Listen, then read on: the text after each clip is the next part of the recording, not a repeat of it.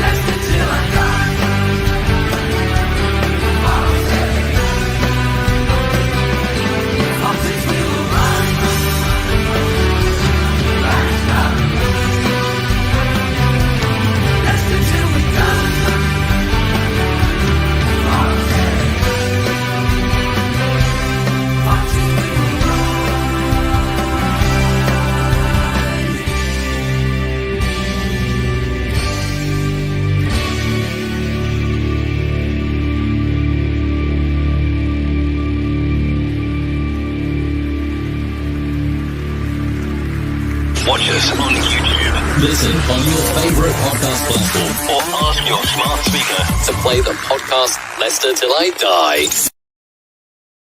Good evening. Oi, look at that. I'm small again. Let me make myself large. There we go. Look at that, without the aid of any Viagra. Good evening, good day, good night, morning, good afternoon, good night, goodbye. Hello, wherever you are in the world. Welcome to LTID TV from Leicester Till I Die. It is the preview show for Leicester City versus Sheffield Wednesday. Another joy of a midweek game. Don't you just love the championship? Before I moan, no VAR. Just keep telling yourself that. No VAR, no VAR, no VAR. And it all feels good. Welcome along also to everybody that's watching via the Wednesday week. We'll be joined by Dan from said channel in a second, our co-host this evening. We're going out live on both channels. So whichever way you're watching, whether that be Leicester Till I Die or the Wednesday week, you are all welcome.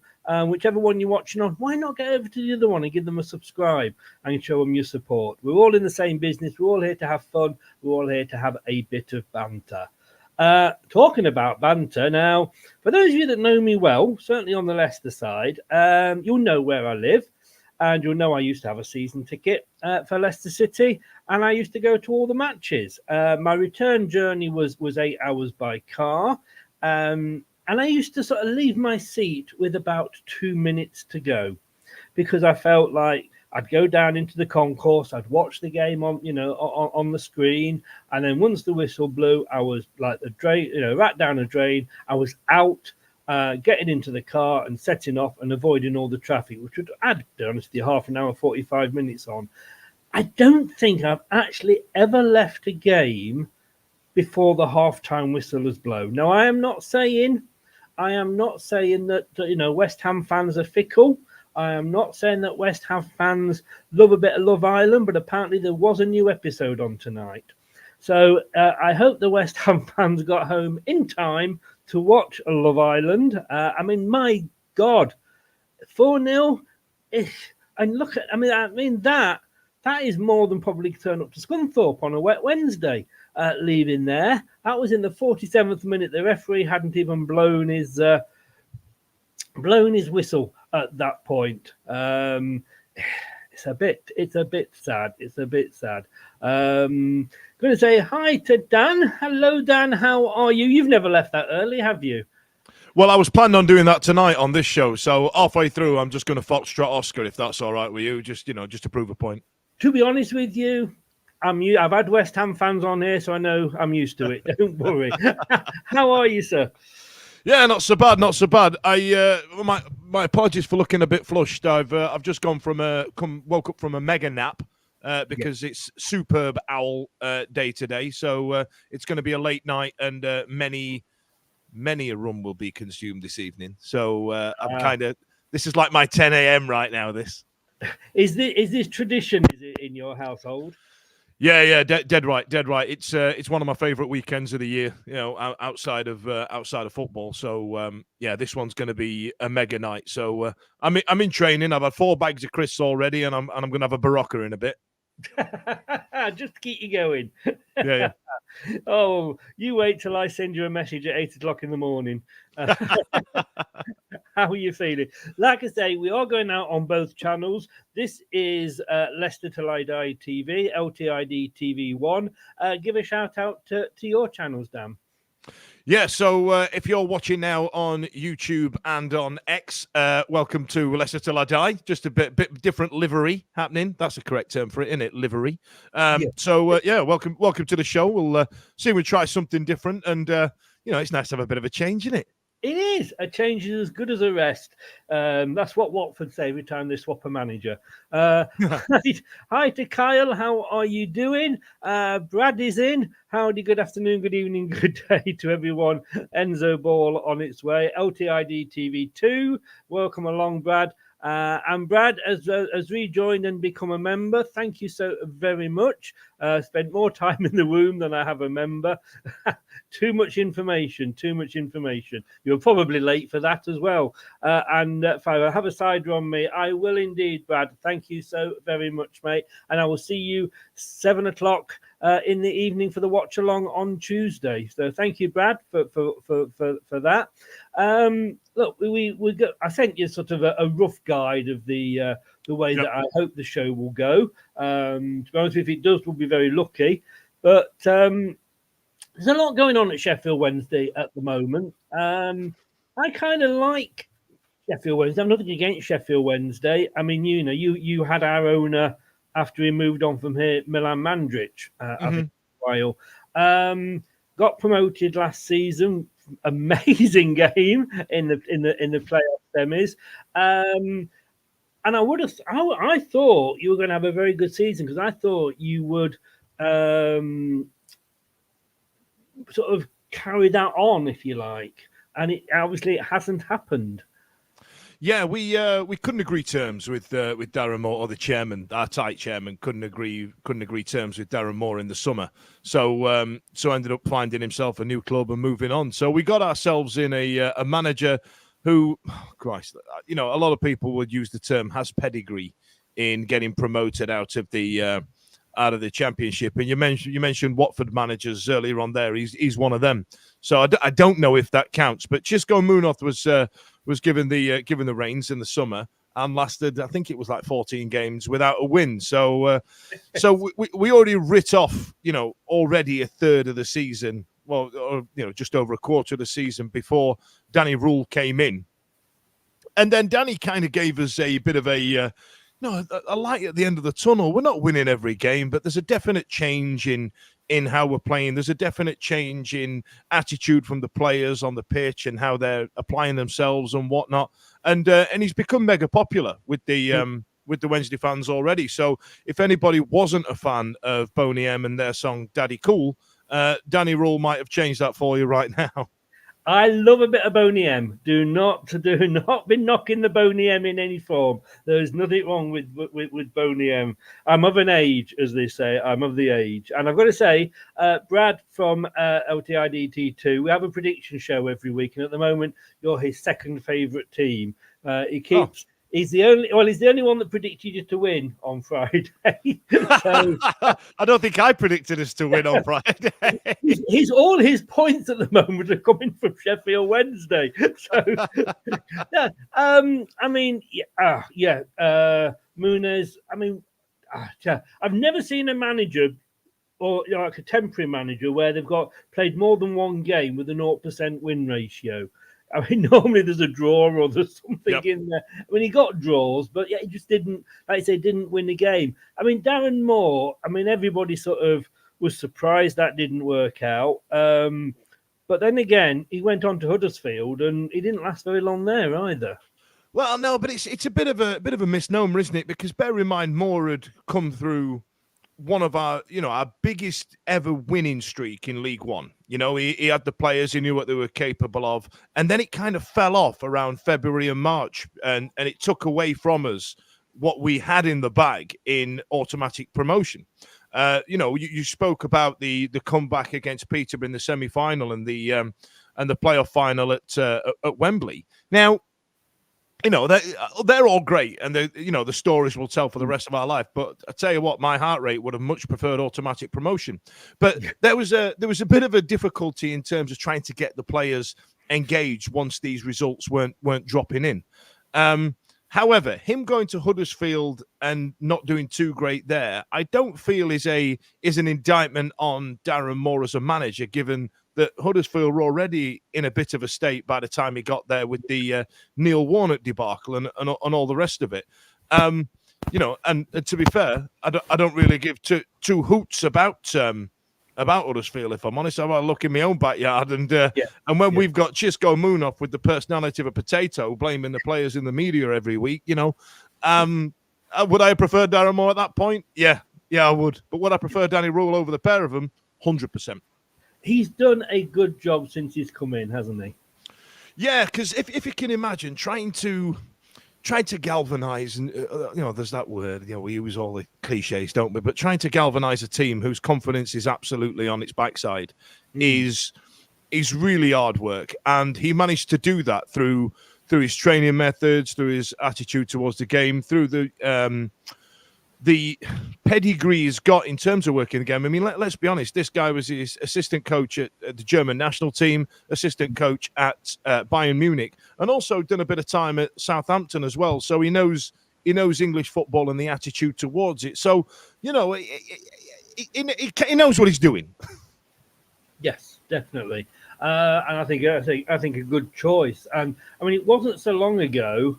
And I've got to say, I'll just bring up your season so far, which it does look like you're deadlining at the moment, I'm afraid. Sorry about that, but it is what it is. But we played Stoke a few weeks ago, and I said to the lady that I did this show with for Stoke, I said, I don't think you'll go down because there's 3 teams worse than you in this division. Now, having seen, your games, well, your highlights of your games the last couple of weeks, and the way Stoke played against us, there is only one team worse than Stoke this season, and that is Rotherham. And you're looking that you've got Huddersfield, Stoke, even Birmingham and Millwall. They're all should be within your radar of being able to catch. You are only 5 points off Huddersfield. And one thing I've learned about this league since we've been in it, and it's a hard league, we've always known it's a hard league, but anybody can beat anybody, because my predictions are absolutely crap. Yeah, absolutely. I mean, if you look on your graph just above there, the bit where we finally got to the to just in touching distance of getting out of the relegation zone, we then had a terrible run of form over the Christmas period, and that 8 to 5 point gap of us trying to stay up just won't go away. Every time we win, somebody else would win. But for some reason, that win that we secured against Birmingham on Friday, and then the way that the results went the following day, I'll take them. I think that was all right. And you're right. We're looking at teams like QPR, Stoke, Huddersfield, all those teams just straight above us. I don't think Birmingham will get sucked into it. I feel like they're a couple of games away from pulling away from it. And if I'm honest, when we played them on Friday, it was a bit seat of your pants in, especially towards the back end of the second half. I think they had something like 25 shots on goal through the whole game, or something ridiculous. So I think they'll stay out of it. But those 3 teams in your Stoke, QPR, and Huddersfield, they're well within our sights. And in terms of form table as well, there were times where we were top of the form league around that period where we got up to 22nd. So we've now got the players, we've got it in us. But playing you lot on Tuesday, I need that like a bloody hole in the head, if I'm honest. We'll come on to that later, because we remember the first game. It wasn't clear sailing by any stretch of the imagination. But yes, you did shoot up the form table, and what was it? 'Cause I mean, I haven't seen any of Friday's game, I'll be honest with you. But looking at 2-0, I hadn't got you down for the win. Brad had got you down for the win. It wasn't, as the score suggests, it was a lot tighter, was it? Yeah, I think Birmingham fans can walk away probably a little bit aggrieved at some of those, at the way that the result portrayed how they played. They were definitely there. They turned up, and I feel like I say, I feel like they'll get out of this. I feel like they're not going to get sucked into a relegation dogfight with the rest of us. Mark my words. Famous last words. Famous, well, exactly. The commentators cursed, as they say. one thing that I noticed, and I mentioned this on one of my shows over the weekend, is that, when you're looking at our figures, look, we're top of the league. We've won more games than anybody else. We've lost less games than anybody else. Scored more goals than anybody else. Sorry about this, but it's it's the way it is. But we've also conceded less goals than everybody else. Now, the thing is, that isn't down to the fact that we've got a good defence, but we're not the Arsenal back four of George Graham. We're not that sort of stage. But the shooting from the opposition teams, if the other teams in this league knew where the net started and finished, we would not be where we are now. The shooting has been, and I'm not holding my tongue, abysmal. Yeah. I feel like if we're constantly told about the top six in the media all the time. The top six is constantly spoken about a lot, and even if you go back as far as when Chelsea signed Aubameyang, and before Haaland really exploded on the Premier League scene, they were talking then about how the old school out and out strikers are very difficult to come by. And every now and again, someone will come along at a certain level. For example, Alfie May at Cheltenham last season pops to mind of somebody who can really find the back of the net. And I just don't think that those players, there are many of those players in the Championship level. I don't feel like a lot of them exist. For example, we've got Ashley Fletcher on loan from Watford, and he's still not found the back of the net for us at all. I mean, albeit, it looks like he's running in slow motion, and that's probably got a lot to do with it. But you know what I mean? Yeah. I feel like that a big out and out striker isn't easy to come by anymore, which is why I can see some teams play with this modern false nine approach, because it just doesn't seem to be gelling for the geezers up front. But even the players that are on the pitch that are shooting, the professional footballers, they should at least be hitting the target. Well, yeah, you'd think that, but they're doing all the running. They're tiring me out just watching them. But yeah, I can imagine, a lot of people talk about. Look at Maradona's goal, the second one against England on the Hand of God game. He managed to beat every player on the pitch, get down there, and when you hear people talk about that goal, they talk about that point where they go, and he still had the energy to finish it. And you're right. Can these players beat a man, get down the byline, cut inside, and then get their head up to slot one in? Yes. I just then don't. People can celebrate at the other end of the pitch. Well, yeah, all of a sudden they've got the energy for that. I don't know where that comes from. But talking, I wasn't going to sort of mention him till later, but I'm going to bring this guy in now, not live, but iconic player for us, cost us £1 million. I saw a thing up on one of the forums over the last few weeks saying, is this not just the best signing of that particular season, but the best signing ever? He is obviously a Sheffield Wednesday fan, and his contract runs out at the end of the season. Now, I asked the question on my channel, if we go promoted, do we give him another season in the Premier League? Because every time I think, we started this year with Kelechi Iheanacho and Jamie Vardy. They were our number one and number two strikers. One of them would play 60 minutes, one of them would play 30. And whoever played the 30 would start the next game, play 60, and then the other one would come off and play 30. So great plan. It was working well. And it all kind of dried up a little bit. Then we had AFCON come into the equation. Then Daka came in, who, to be quite honest with you, couldn't have hit a barn door with his arse if he'd reversed into it. Has suddenly hit an amazing scoring form. Tom Cannon, who we signed and was injured, and was getting 10 minutes here, 10 minutes there to acclimatise. I'm thinking, why have we bought a player that's injured? But of course, he was with Preston last season, and he came on for first full game, couple of goals, and now it's like Cannon and Daka are the top two. And I was surprised how many Leicester fans actually said, no, don't give it him now. He's past it. Give him a pay as you play sort of deal, etc., etc. And then the other day he goes and knocks in two. And I think if we don't give him an extension, Does he go to Sheffield Wednesday, or would Sheffield Wednesday want him for one season just so that he can play for his boyhood club? You've asked me a heart-ruling head question there, haven't I you? have indeed. That's why I wanted to know your answer, sir. So, Hart, I would snap your hand off. I would go and pick him up myself and drive him up and just give him a little tap on the bum as we get to Hillsborough and go, yep, go for it. That'd be great. But, I mean, some of your fans, based on your poll, are probably a little bit pragmatic in terms of the finances, and we've seen many clubs fall foul of the FFP rules. And let's be honest, Jamie Vardy, after the year he had when you guys won the league, will be on mega money. Oh, I think he's 120 a week. And for your third, fourth choice striker to be on that amount of money would be well used somewhere else in the squad, especially now you're down in the Championship. I mean, all right, it doesn't look like that's going to be a massive issue, but if you don't get promoted, that is a contract you will need off the books. And I probably understand why a lot of your fans would probably see the back of him. And, not in any, just more from a financial sense. Yeah.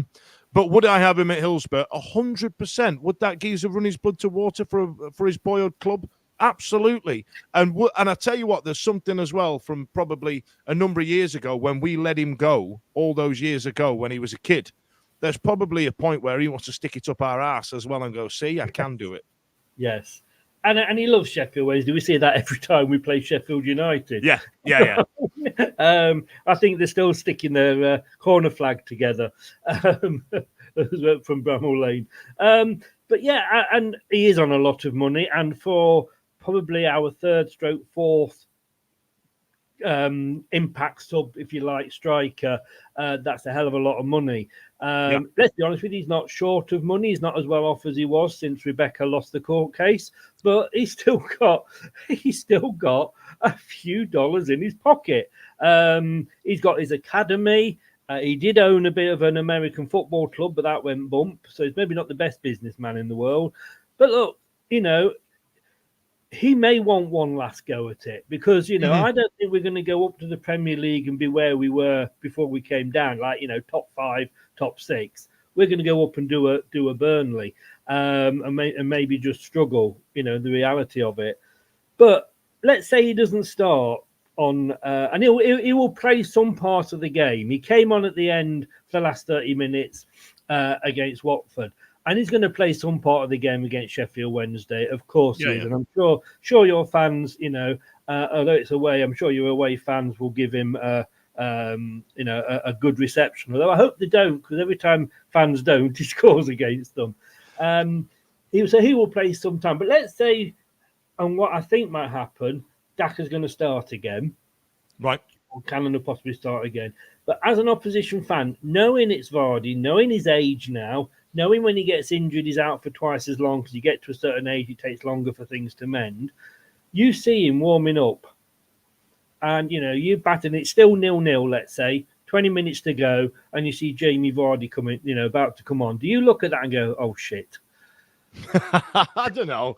Had it been a couple of years ago and we had better players at the back, yeah. But, Chisco Munoz tended to sign a lot of average players. And you could tell he went for a certain type of person in terms of defenders. And they were essentially, 8 dimple Lego bricks that he decided he was going to defend his goal with. So if we play a high line, I don't see why we would, but if we end up just drifting up the pitch and play a high line and that freak ball goes over the top, Vardy's left our defence for dust, I'm afraid. Yeah. No, true. And we love him, totally, to be totally honest with you. I'd love to negotiate an extra season for him. But if he did say to us, guys, look, I want. I don't know if that's you that's just posted that. What's that? Excuse me. Is that one of my colleagues having a laugh? I think it is. I see any still warming up against us and say, "Oh shit." Look, I'd love him to stay on an extra year. Somehow come to a deal with it and go out. And if he can keep us up next season, that guy's just had an amazing career. But let's have a look at the current form, though. Not as good as on home form, we're third on home form. We've had we lost to Coventry and what have you. That was away, having said that. You're 21st in the away form. Yep. But if you're looking at our last 5 games, and this includes, I think, FA Cup as well, we've not lost in 5, although we did get that draw against Ipswich Town. Thankfully, now the Coventry game was 6 games ago, so we can get that one off the list that we lost. Them who must not be named, and this is no slight on Coventry as well. We played them 4 times in as many weeks, or I think it was about 6 weeks. We played them 4 times. I think we're as glad to see the back of them as they are glad to see the back of us. Yeah. And so we're not going to mention the C word again. No. I mean, I was looking forward, and I have looked forward to the 2 derby games, because to me they're the proper derby. But my God, they're fans. They got some wankers as fans. I'll tell you, to put it bluntly. Not mixing my words, but just looking there. I mean, take the obviously Coventry games out of it. Oh, I said it. I'm sorry. But Huddersfield 4. Yep. Sheffield Wednesday 0. I mean, that's the sort of game that you should have been looking to get something from, isn't it? It was such a. I can't. So, for example, right, the last 3 away games we've conceded 4 goals, and Southampton battered us off the park, and they would. They're just better than us, right? Yeah. We go down there. We had a good day out. We went to Pop World. We had a few Jaeger bombs. You know what I mean? It's all right. But going away to Huddersfield was a game that we thought we'd get something from. And we just didn't get it. We went down there, and in 12 minutes they scored 4 goals. Every shot they had, every breakaway fell for them, and they slotted it away. And it was their first game under their new gaffer, their caretaker gaffer. So, we just didn't see that coming. You know what I mean? We're like that scene in Alan Partridge where it goes, no, that was a negative, and right now I need 2 positives. And we had one on Friday, so let's hope we can get another one on Tuesday. But the issue is our away form recently is so woefully terrible. This Tuesday is giving me the squirt. Yeah. I mean, I wouldn't let it, to be honest with you, because, we can be a little bit iffy sometimes. And I think, in a way, I mean, there's no way we expected to have this sort of season. I've got to be honest with you. At the start, I was saying, look, I'll take looking at what was happening with Burnley. I said I would be happy to have a 7th or 8th if it meant we went up a lot stronger the following season.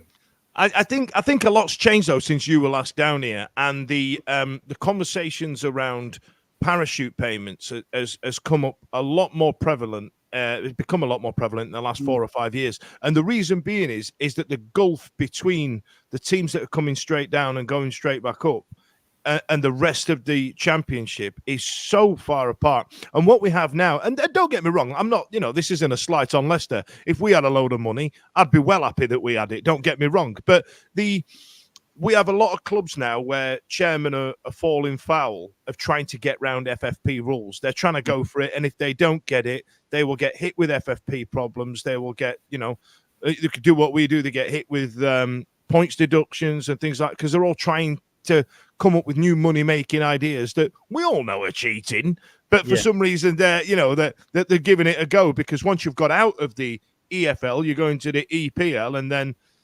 it's yesterday's problem, it's last season's problem. But if you don't keep up with the guys that have got the parachute payments, you're just going to see the same 6 or 7 teams on rotation between the Championship and the Premier League. That's what's going to happen. I hated that when it was a couple of seasons. Norwich and Watford came up, Norwich and Watford went down. Norwich and Watford came up, Norwich and Watford came down.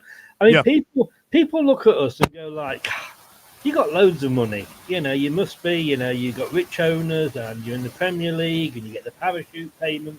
We could not afford to buy a £2 million, 26-year-old Italian midfielder because of our financial situation. So having, like you say, all that money, the reason we're down this season, we had a bell end of a manager, but we also, that season, the start of that last season, we didn't buy anybody in the transfer window because we'd been warned by UEFA. The previous 2 seasons, we'd finished 5th and 5th and win the UEFA League.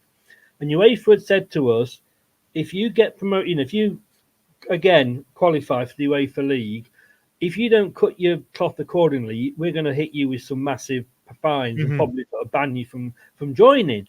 So we suddenly, because we hadn't sold Tielemans, because we usually make one big signing, sale every year to help fund these things. He hadn't gone. And we suddenly like, shit, we can't buy anybody because we thought we we're going to finish fifth again or in that area.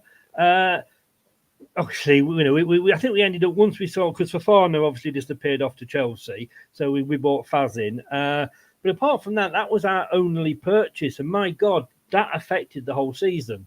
Yeah, that's why we were where we were, and that's why we are so pissed off with Everton and Forest, who stayed up at our expense, having allegedly fiddled the FFP when we stuck to it, and ended up in this position where we got relegated. So you can imagine how, as fans, how pissed off we are with them two clubs. The thing is, it still carries on now. Yes, I mean, we sold £100 million worth of players in Hurst to Ipswich. That was about £1 million, though. Castagna to Fulham, Barnes Newcastle, and Maddison to Spurs. That brought 100 million in. We let about 15, 16 players go. The likes of Amarte and I nearly said Kante then. Oh my God! But Amarte and other players like that we let go because their contracts had expired and they were on ridiculously high money. Yeah. And we only bought about 6 or 7 in. Now those 6 or 7 with the players that we kept on, like Kieran Dewsbury Hall, Wilfred Ndidi, Ricardo, we went back to how we did years ago when we got Vardy and we got Kante and we got Mahrez. Young players at bargain prices. I'm sure Chelsea and Arsenal are now looking how much they can afford to pay us for Fatawu, and we haven't even actually signed him permanently yet. So we haven't got that money that everybody says we have, if that makes sense. Yeah, I mean, but, you've just got that thing like where, you've got 40 million quid for James Maddison and Southampton got 40 million quid for James Ward-Prowse and stuff like that, which helps balance the books. And I'm not saying it gives you a higher platform in terms of what you can get that season, but it also balances your books and brings you up to zero or closer to zero, as it were. It's... We've got to remember that 100 million, we don't get it in one lump sum. No, it's over a few years and the amortization rates and all the rest of it. But you've got something to borrow against, as it were. But, the issue that we have now is because we've got all these chairmen trying to do something like Everton did and like we did and like Forest have done, this is how people are keeping up. Now, if I'm truly honest, you guys going down out the Premier League, why do umbrella payments exist? And we go, it's so they can still have a squad, and when they go down, it's a Premier League squad. And if I'm honest, you're not putting a clause in your contract saying we're going to let you go for X amount or we're going to release you if we go down. Why can't you do that? I don't give a shit about what players you've got as an opposing fan who's had to have a point deduction because we've tried to overvalue our stadium and sell it to ourselves because that's the only way we could have been competitive. I mean, albeit, I could say a lot more about our chairman, but that's the long and short of it. Like, I mean, why should I give a shit about Leeds and who they keep? Welcome to our team. Come back down to our league and play our league money. No, I mean, we've been in the position where we've nearly gone bust twice. Leeds obviously have as well. And look, we've got loans out that we have to pay. Everybody seems to think all the clubs sort of you open the door and it's flooded with money. It isn't,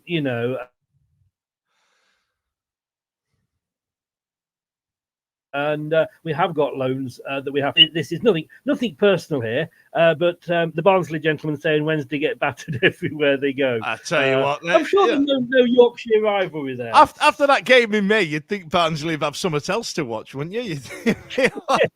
Right. I mean, to be fair, that Barnsley fan there, I mean, let's be honest, it was a good day out, but it was a terrible game of football, wasn't it? You know what I mean? I'll let you two discuss that. Craig, good evening, sir. How are you? I'm good, thanks, Chris. Sorry for the late show, and to compound it all, we've had a few technical issues as well. So, by the magic of mobile phone, I've finally joined you. I'm going to say, are you in the closet? No, I came out of there a long time ago. Hey! Come on! Here we go. Not a moment we kicked them in. But no, the water closet is obviously what I meant, you know. As a bona fide holding my head high Leicester fan, that is. Yeah. Just as you come in, though, Craig, we're going to look at the table. We'll look at the top half for us. Dan. Look, I put a thing up the other day, and I know did I ask you whether, because I think on average, I think it is 85 points is good enough to go up in second place. I think 12 wins will do it for us from the remaining games. Catch us if you can, as the film is named. Yeah, I mean, I think we've got 15 games left, something like that. Yeah, I mean, 12 wins out of that is going to be pushing it. I think I'll just be happy Can this Tuesday be one of the 3 you can throw away? Then, do you mind just letting us have this one? Would you be an idea? Sorry, much as we'd love to, we gave you that late equaliser. I mean, that's as much as we're going to get. Yeah. We'll try and come on to that later if I can remember to slip it in. I hope so. I wasn't going to mention it, Craig, but seeing as I think I may have lost it. I think we all know that, Chris. Yes. Well, years and years ago. But you were just saying then, I mean, this is kind of where you'd have probably said the table would be at the start of the season. Ourselves, Southampton, Leeds, all in the top 3. Had Southampton and Leeds had better starts, I don't think we'd be having it all our own way, would we, Craig? No, not at all. I think we've mentioned this previously. I think the fact was that we got our manager in very early. Only a few days after they'd won the Champions League. I think we managed to announce him as the new manager, which then allowed us to get our players in so he could start working with them earlier. Whereas the likes... Oh, hello, still with us? I think he's flushing. He's got to a 2-hand job there. Where were we, Craig? What we're talking about? It was about Southampton and Leeds starting, but let's not forget Ipswich's start as well, with a couple of our old players as well from both clubs. They managed to crash the party, but they seem to be having a bit of a downfall, don't they, at the minute? They seem to be going through a bit of a rough patch. Everybody said Ipswich will fall away. But every time we played them, they were like, the Black Knight in the Monty Python film. Tis but a scratch. Chop a leg off on the steamer. Every time you look at it, you think, they're 1-0 down. And when you go back 5 minutes later, they're 2-1 up. You think, for fuck's sake, just give it up, will you? Innit? Just die. Your arm's missing. Yes. Excuse me, you've got a goalie with no arms and you're still winning. What are you doing? But but well done to Ipswich. Again, I've nothing against Ipswich, but I've got to be honest with you. Plymouth have also done better than I thought they would do coming up out there. I didn't think you would be the worst of the 3 teams that came up.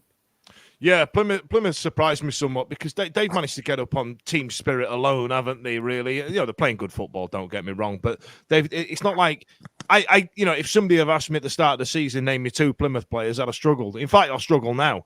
You know what I mean? But they're a good team. They're the epitome of a good team in inverted bunny rabbit ears. So I was hoping they were going to fall away, but no, we're looking at Stoke and Huddersfield to try and claw into our pit of despair. Yes. Are you back? Did you flush well, Craig? Yeah. Did I mention that I'd had some technical issues? You did. And then we got a live show of them, Craig. To be fair, so I've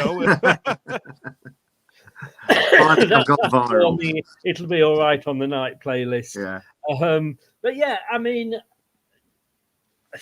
look, we're Leicester. We are probably one of the biggest teams, and I say to everybody, opposition fans that come on, please don't mistake our joy for cockiness, because where we were last season and the season we had last season, everybody sort of looked and said, "Oh, okay, you're doing well." We're just happy because we're winning again. We'd forgotten what it was like to win, hadn't we, Craig? Yeah, and as I said on this show before, there's so much to like about the Championship. You know, I wouldn't necessarily like to be here for a decade, but you know, it's almost given us the opportunity to reconnect with football. You know, what football used to be like almost, you know, no VAR, no players rolling around. You know, I know a lot of people moan, but I think the standard of refereeing overall has been better. I thought we had a very good ref the weekend. Well, I think they're allowed to referee. You know, they've got no fallback on, I can do whatever I want because VAR will pick it up if I've not got it right. So, you know, I'm loving this season. You know, it does help when you're winning. I must admit, we have had a season in the Championship where we didn't win and we went all the way through, and that was horrific.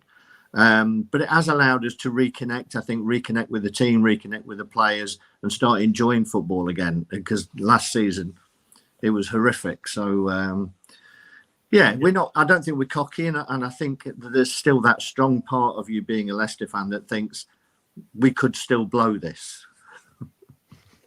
I was about to, you know, we can't we? It would be so Leicester-like to absolutely make a mess of this. Is that Max said there? Was it 24? I've just got something else up on my screen. Is it 24 years he's saying? Yeah. It's you know, having something to cheer about. We haven't had that at your level for you know a quarter of a decade. So cheers for that, Matt. That's just made me feel my age. Yeah.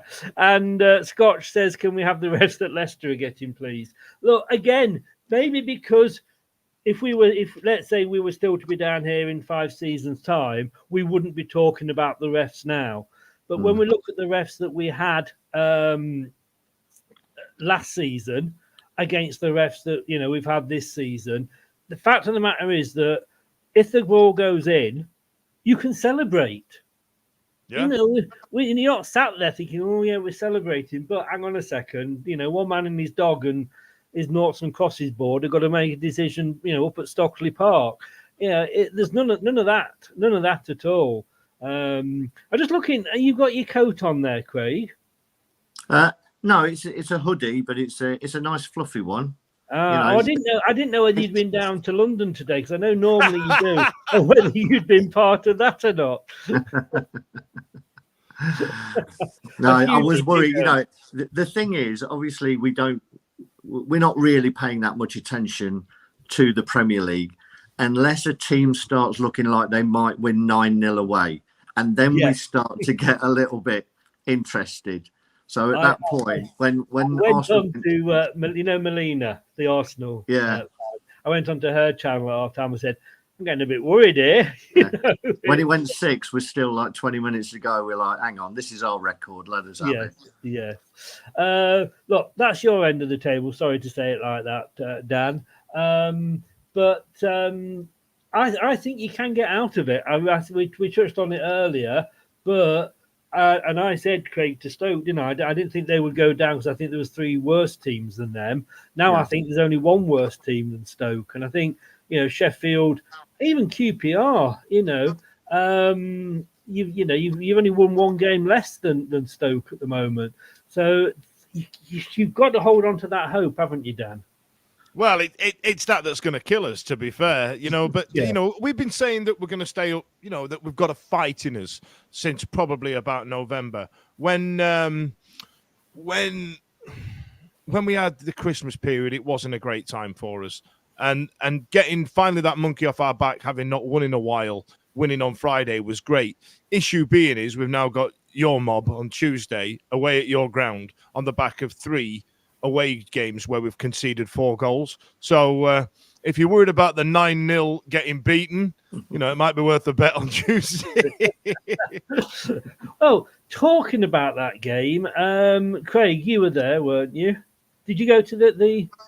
No, I didn't have the pleasure of experiencing that late equaliser. I watched it on the TV. And that was though, Craig, wasn't it? Probably...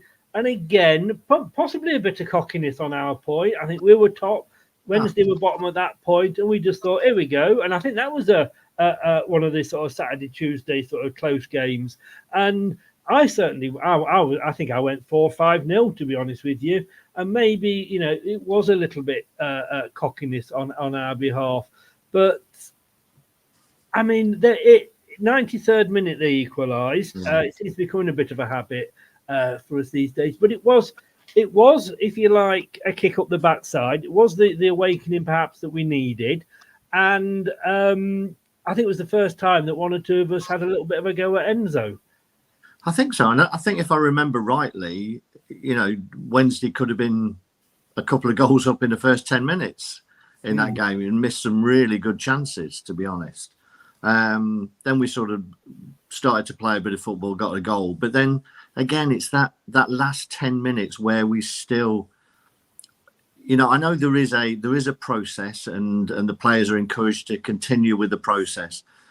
But there are times when you get towards the end of games when you're only a goal up and the team you're playing against are coming on strong, that you think your automatic sort of protection of your points that you've got would come in and you'd stop playing around on the edge of your own box. But we sadly we got caught at it and that's it. Yeah, and I think the frustration comes from that of, yeah, we love all the nice football. It's great. But at the end of the game, take the points, however you've got to take them. Yeah, just boot the ball up into Rose Ed. Were you there, Dan? That one, end of November. I can't remember. I'm like you, Chris. I live on the south coast and make the way all that way up there. Wow.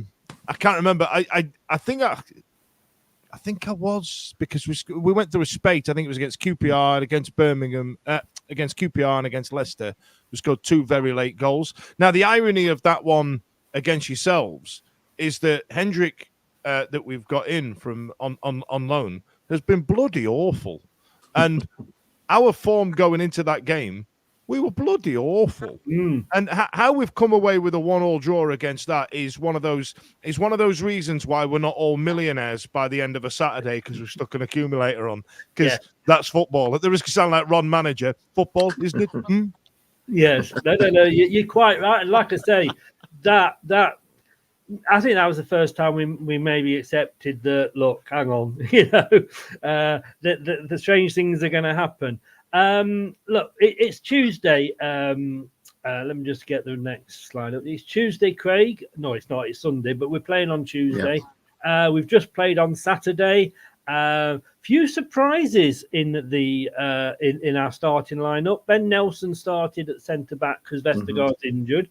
And talk about he may be back, but I'm going to think he probably isn't. If Cody may be a little bit peed off. And Daka started up front, but he's going to make changes, is he not, for Tuesday?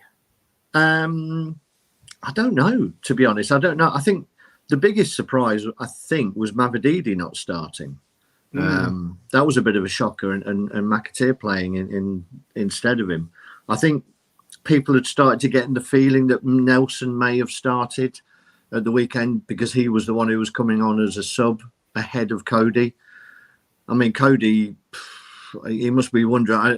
I think he's enjoying it, but he's not getting the game time that he thought he was going to. That's for sure. So it shows you that Maresca, he's not going to play people because of the name.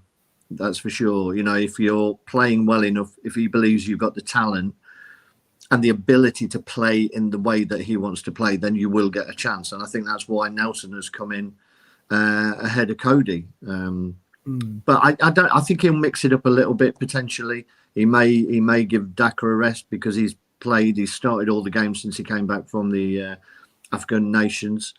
So Cannon may get a start. Maybe we'll save Jamie for a little bit later towards the end. I did say it earlier, didn't I? Yeah. It's always much loose against Sheffield Wednesday, aren't we? It's always much more satisfying when he comes off the bench and then gets all the stick and then manages to nick one. There was somebody behind him winding that little key up, winding him up, getting ready to come on and set him off. But I think there'll be 1 or 2 changes, but I don't expect wholesale. I think he's going to trust the players for the run in now, and and say trust the process. And I think for sort of formation wise, 3 at the back, 4 when we're defending, and the two wingers and 1 up front. What about Sheffield Wednesday, Dan? What in terms of formation? Formation and tactics, and name us a couple of real players we should watch out for. I presume, I don't know, this is a sarcastic one, but Ashley Fletcher's got a Royal mention there. That is dripping in irony from Exeter. Oh, is it? Yeah. Fair enough. Yeah. But we're just gonna tell you some side. You know what I mean? Give you some duff information, so nobody's got nothing to prep for. But yeah, so we've toyed around with 4 at the back and 5 at the back, and Marvin Johnson just managed to get himself back into the team on Friday. One of the best crosses of the ball that we've got. Everybody will talk a lot about Barry Bannon, but it's easy on a Sheffield Wednesday podcast to bring him up every time because he's by far and away our most gifted player. But one player I'm intrigued to see, and it's one of our transfer window signings, is Ike Ugbo, a player that has played before with one of our players, and we've got him in, and he scored a brace on a very good brace on Friday, and now he's got the monkey off his back. He's finally broke that duck of getting a goal, and it didn't take him long to find it, if I'm honest. He's someone I'm interested to see because he's the first player we've had this season that looks like they know where the back of the net is, and with Johnson feeding him from the left hand side, that's something I'm intrigued to see on Tuesday. Where's he coming on loan from, Dan? I want to say Cardiff City, I believe, but I could have made that up. Never a football fan making something up. I don't believe it. Right, okay, so let us get on to the fun part of the evening, which is score predictions. Let me come to you first, Craig. Are we going to struggle again against a Wednesday side? Well, fresh off my correct score against Watford, Chris. Did you? Yeah. Oh, thank you very much. I think I've got. I don't know if I've given you the benefit of scoring or not, Dan. I think I've gone for 4. I think it may be 4-1, 4-0. I think back in front of the home fans, I think we'll have too much, to be honest. Dan? 6 men behind the ball, and then 1 up front to hoof it to 0-0. Just 0-0. Just an absolute, just stand there, just park the bus, just try and come away with a point. I'd be happy with that. You'd be happy with You're about to kill me off. Okay, so yeah, but I unfortunately, I think I've agreed with you, Craig, because I've gone 4-0 as well. I'm sorry. I think the fact that you had the cheek to score a goal against us in the first game when you were bottom of the league, I think it's going to sort of irk the fans a little bit. And if we don't get a good score against you, questions will be asked in Parliament. Let me put it that way. I tell you what, though, I mean, bear in mind we've conceded 4 goals on our last 3 away games. So if you don't score 4, I manager out. We're not very good. Reverse psychology coming into it here, methinks. But right, we always round off with this, and that is foot in both camps, played for both sides, whatever you want to call it. Craig, can you think who it might be? Yeah, because I saw your slides earlier. Oh, you did? I won't ask you then. I forgot I sent them. I know I sent them to Dan. I didn't know. Don't make me laugh. I've still got man flu here. It's the bugger. Julian Watts, friend of the channel. He used to be a regular on here. Hope he is well. Your memories of him, Craig? I think he was jobbing. Could you just check whether he's watching? No, you go for it, mate. You go for it. No, he was a solid defender who did a good job for us. I don't think he will say that he was anything other than a solid defender who did the job that was asked of him. But he was with us during some successful times, I think. So I think it worked out well for us. And as I've been on the channel with him, a thoroughly nice guy. He is a lovely guy, and as you can see there, up against Giggsy in the Premier League. And there's that one picture of him walking out in the playoff final. I'm not sure whether it was Palace. I think yes, it was Palace because he set up the winner. He knocked it down, didn't he? Yeah. and he he looked absolutely scared shitless. And when I did put that to him, he did say, yes, I think I was shitting myself at the time. He was that nervous. And you're a spring chicken, Dan, so I don't know if you have any memories of him, because he came from Sheffield Wednesday to us. Yes. Yeah, he's exactly as Craig describes him. He's literally just one of those steady players. He was more of a squad player for us, so I wouldn't go as far as saying he was a bit of a legend, but I know when he went to you guys, he stepped up a certain amount. But it's very kind of you to say I'm a spring chicken, but that's all trips to Turkey, I'm afraid. Fair enough. Guys, thank you so very much for coming on. I don't know whether you still want me to come on to yours, Dan, or... Yeah, let's do 10-15 minutes because I've got Talk TV tonight as well. So that's why I put a shirt on. Well, I thought you were looking posh. I didn't realise they'd replaced Piers Morgan already. Take care, buddy. Give your channels a shout out again. Yeah, so if you're listening to us, the Wednesday week, TWW Cast on all the social medias and TWW Podcast on TikTok. Thanks a lot for watching us tonight. Up the Wednesday, and I know you all secretly want us to win. half the people watching do. Go on your channel. All the best. I'll see you in a few minutes, mate. Cheers, Dan.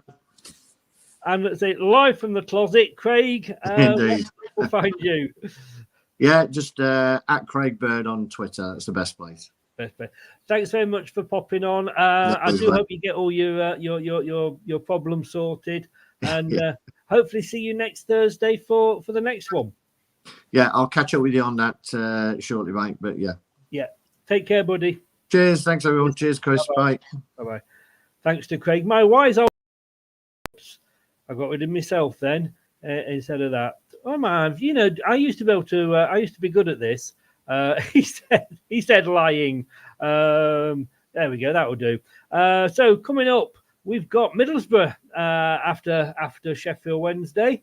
Another home game. So 2 home games on the trot. And don't forget Tuesday night at 7:00. Match day live with the we're doing the match preview. Obviously, when the teams are announced, then taking you through the watch along, and also then obviously our immediate post match reaction. 7:00 on Tuesday. But on Monday night we've got this coming up. Let's Talk Leicester, the debate show. We'll be talking Jamie Vardy. We're talking Tennis Pratt, and we'll be talking Connor Cody. But we'll also be talking blue cards as well. Have you ever heard anything like it? Good idea, bad idea? We'll discuss it on Friday. Nate, thank you very much. Matt, thank you very much. Thanks to everybody that's been in. And if you are watching from the Wednesday week, why not like our channel? And then we'll come over and do the same for yours. All right, guys, take care now. Thanks very much. Have a good weekend. I'd wish you luck on Tuesday, but I wouldn't mean it. But good luck after that. Take care. Thanks for watching. These videos are tremendous.